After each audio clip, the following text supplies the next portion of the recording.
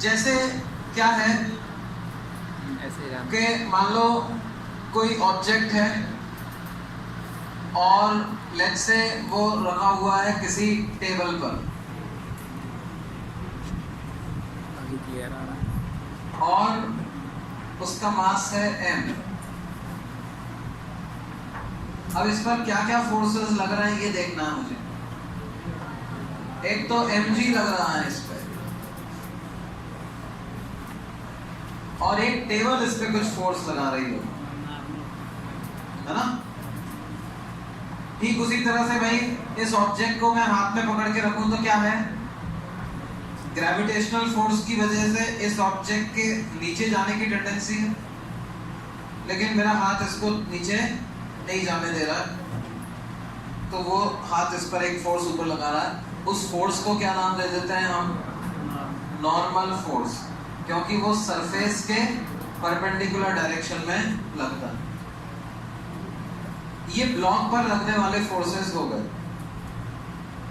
क्या इन दोनों फोर्सेस को मैं एक्शन रिएक्शन पेयर बोल सकता हूं क्या? They are not action reaction pair of each other. जो न्यूटन के एक्शन रिएक्शन पेयर है उसको ऐसे नहीं समझना चाहिए कि भाई वो अलग अलग बॉडीज पे लगते हैं। उनकी आइडेंटिफिकेशन कैसे होती है, अलग अलग बॉडीज, एक लगेगा ए पर तो दूसरा लगेगा बी पर। जैसे इस केस में क्या होगा, अगर मुझे mg का रिएक्शन ढूंढना है तो मेरे को ढूंढना पड़ेगा mg किसने लगाया है इस पर, किसने लगाया, अर्थ ने। मान लो ये बड़ी सी औरत है यहाँ पर लगी हुई नहीं, तो क्या होगा, इस पूरी अर्थ को ये ब्लॉक क्या कर रहा होगा, mg फोर्स से पुल कर रहा होगा। वो mg और ये वाला, ये दोनों क्या है आपस में, एक्शन रिएक्शन पेयर है, ठीक है। तो इस नॉर्मल का रिएक्शन किस पे लगेगा, ये नॉर्मल किसने लगाया ब्लॉक पे, टेबल ने, टेबल की अपर सरफेस में। तो जब मैं टेबल पे लगने वाले फोर्सेस दिखाऊंगा तब इसका रिएक्शन दिखाऊंगा, तो ये लगेगा नॉर्मल इधर से। ये दोनों जो होंगे they will be action reaction pairs of each other. Action reaction pair identify करने के लिए कुछ पॉइंट्स का ध्यान रखना चाहिए हमको। They act on different bodies. जैसे ग्रेविटेशनल फोर्स का एक लगा mg पर, दूसरा लगा किस पर, अर्थ पर। They act in opposite directions, they are always equal in magnitude and they are of same nature. एक ग्रेविटेशनल है तो दूसरा भी कैसा होना चाहिए, ग्रेविटेशनल। ये बात समझ में आती। एक्शन रिएक्शन पेयर में ये रिलेशनशिप नहीं होता, one is not the cause of other, एक दूसरे के लगने का कारण नहीं है। जैसे mg और नॉर्मल में ये वाला रिलेशन है आपस में, क्या है, mg की वजह से ब्लॉक के नीचे जाने की टेंडेंसी है, उसकी वजह से टेबल उस पर नॉर्मल लगा रही है। लेकिन एक्शन रिएक्शन में ऐसा नहीं होता। भाई क्या है, अर्थ ने ब्लॉक को नीचे खींचा तो ब्लॉक को लगा रहे मैं भी खींचूं अर्थ को, है? ऐसा नहीं सोचना है अपने को। जनरली अपनी ऐसी टेंडेंसी अपन सोचते हैं एक्शन रिएक्शन मतलब क्या, अरे मैंने एक को मारा तो दूसरा भी गुस्सा के मेरे को मारेगा। No, that is not action reaction. वो action reaction. Action reaction pair जो होते हैं वो क्या है? They act simultaneously.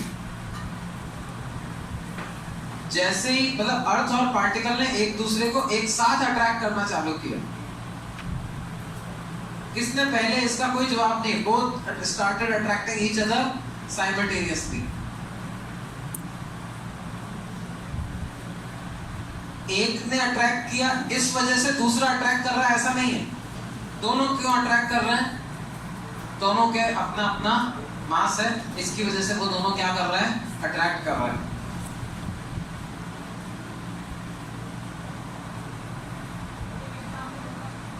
हाँ, और एक एग्जांपल देखते हैं। जैसे क्या है, let's say we consider a rope which is tied to a wall. अब क्या है, एक कोई पर्सन है यहाँ पर, वो क्या करता है, इस रस्सी को अपनी तरफ पुल करता है, ठीक है, वो रस्सी पर कुछ F फोर्स लगाता है, तो इस आदमी पर भी F फोर्स रस्सी की तरफ लगेगा। तो ये जो दो फोर्सेस होंगे, they are action reaction pairs of each other. क्या है, रस्सी पर मैं फोर्स दिखाऊंगा तो कैसे दिखाऊंगा, उस पे दिखाऊंगा एक force, let's say F towards right, और इस आदमी पर दिखाऊंगा तो कैसे दिखाऊंगा, एक फोर्स F टुवर्ड्स लेफ्ट। ये दोनों आपस में क्या है, these are action reaction pairs of each other.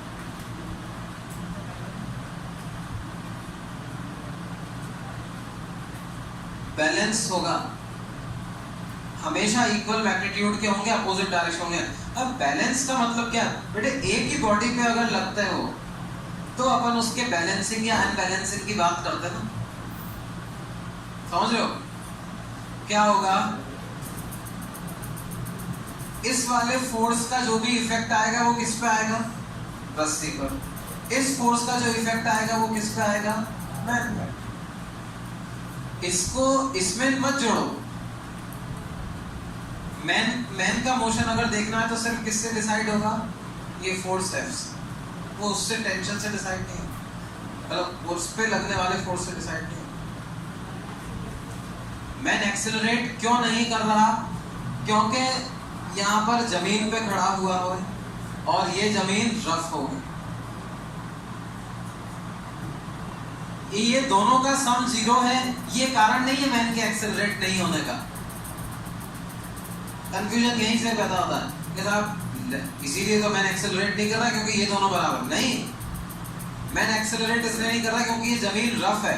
जैसे ही आदमी पे F फोर्स आगे लगता है, वो जमीन उस पर उतना ही फोर्स पीछे लगा करके उसको रोकती है, तो जमीन के फ्रिक्शन की वजह से वो एक्सेलरेट नहीं करता। तुम बिल्कुल बर्फ की सिल्ली पे खड़े हो जाओ और फिर रस्सी को खींच के देखो जरा, तुम एक्सेलरेट करते हो, तुम यूं आगे की तरफ फिसल जाओ 100%।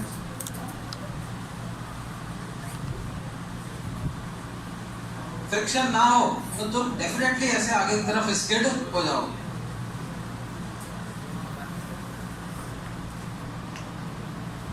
तुम फील भी कर सकते हो ऐसा, सही में खड़े होकर खींचने की जरूरत नहीं है, ऐसा सोच। तो बात क्या है, वो action reaction pair they act on different particles. तुम्हें जिसका मोशन, हाँ अगर मान लो कभी ऐसी जरूरत पड़ गई कि तुमको आदमी और रस्सी को एक सिस्टम मानना पड़ गया, दोनों को कंबाइंड ऑब्जेक्ट की तरह से जब तुम ट्रीट करोगे, तब फिर तुम्हें क्या करना पड़ेगा, इन दोनों को सम करना पड़ेगा इन फोर्सेस को, क्योंकि then you are looking the effect of these forces on both the objects, तो तब तो दोनों को जोड़ना पड़ेगा। लेकिन अकेले आदमी को अगर का मोशन देखना है तो आदमी पे लगने वाले फोर्सेस देखेंगे, आदमी ने जो फोर्स लगाए वो नहीं देखेंगे, क्या देखेंगे, forces acting on the man. रस्सी का मोशन देखना है तो forces acting on the rope. क्या समझ में आती, ऐसा है।